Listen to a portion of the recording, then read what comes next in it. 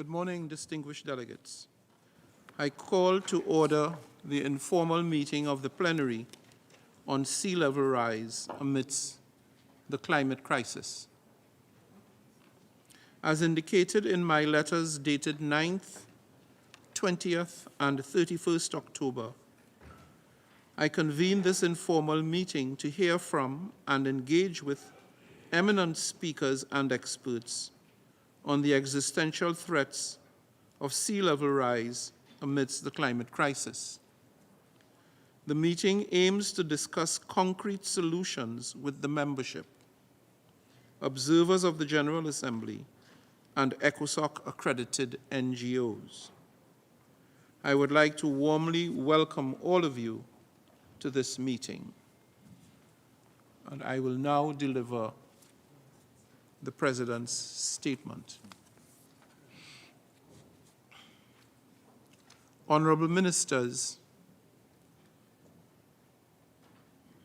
distinguished experts, excellencies, delegates, and guests, good morning and thank you for making the time to participate in this informal plenary on addressing the existential threats of sea level rise amidst the climate crisis.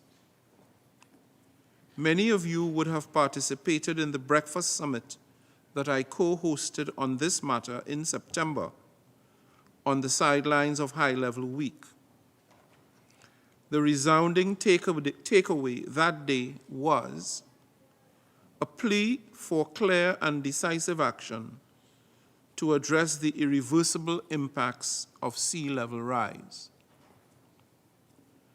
Because while the world races towards the goal of limiting temperature rise to 1.5 degrees, we know that even if we are successful in achieving a 1.5 degree world, we will nonetheless have to face the consequences of an effectively warmer climate, consequences already set in motion with probable unalterable results due to what can only be regarded as feeble action on climate change.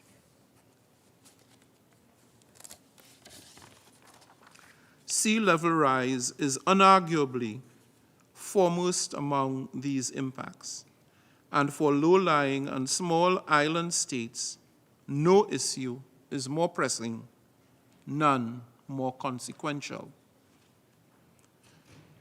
Excellencies, you may well ask, why do we need this discussion now? And why here in the General Assembly? First, we need this important discussion now because the stark realities of sea level rise are becoming increasingly more prevalent and indeed more pronounced literally by the day. Those living on the front lines of climate change and sea level rise, those who did so little to cause any damage, must now nonetheless confront the reality that their cherished homelands are literally washing away, that entire generations of families are being uprooted and dislocated, and that the rich cultural and historical heritage they built and nurtured for generations are, in consequence, at risk, increased risk of loss or dilution. It is our collective responsibility to stand with and for our fellow global citizens confronting this existential challenge. Second, these alarming developments have resulted in speculation over profound and sensitive questions, including around the continuity of statehood, around territorial and maritime zones, around the dignity of nations, and by extension, around the status of UN membership of potentially inundated states. Excellencies, these questions are and indeed the answers belong here in the General Assembly. The Assembly is the only universal, unequivocally equal space within the ranks of the principal organs of the United Nations. It is built on the tenets of equity and equality. One country, one seat, one vote. But what happens when perceptions begin to shift and waver? What happens when academics and scholarly articles, insurance providers, and large corporations alike begin to shift that narrative for us? Do affected member states become, quote, almost states, or not quite full states, unquote? We have two choices. We can wait and ask the questions after the fact, or we can act prudently and become the authors of the policy today. There can be no mistake that these are real questions that are being raised. Notably, the legal and political treatment of small island states and countries with low-lying areas is directly tied to these perceptions. It stands to reason, therefore, that we must not tiptoe around these issues.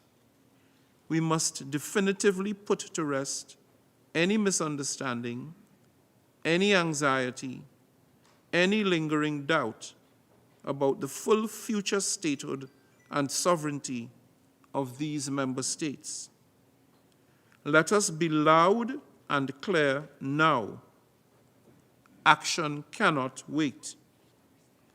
Membership of the United Nations is not a matter of subjective debate, nor can it be.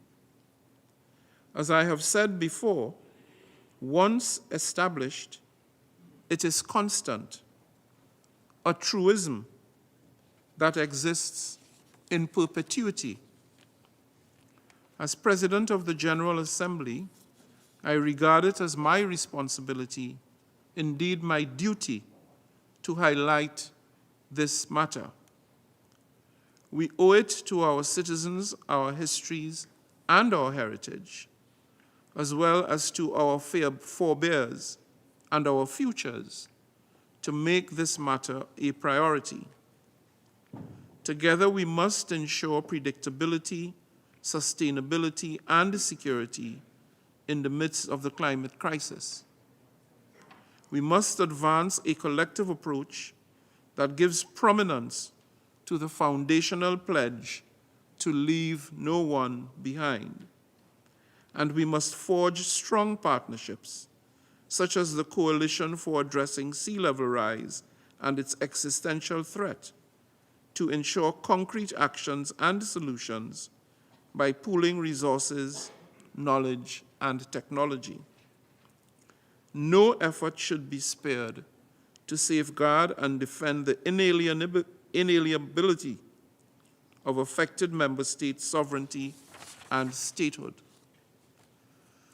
Colleagues, I very much look forward to our discussion today, and I welcome your active engagement and support on this critically important matter that confronts a substantial portion of our membership.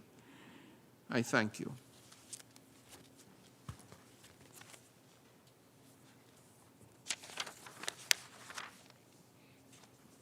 There's my note. Right, thanks.